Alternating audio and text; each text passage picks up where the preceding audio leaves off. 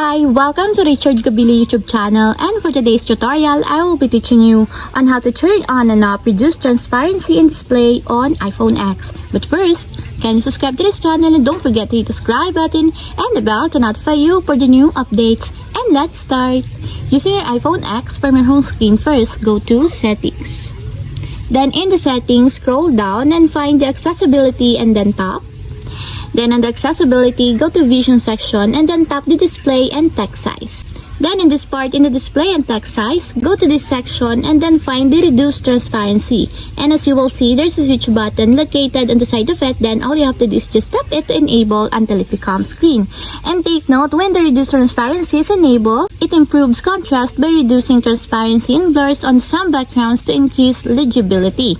And if you want to disable or turn off, just tap again the switch button, just like this.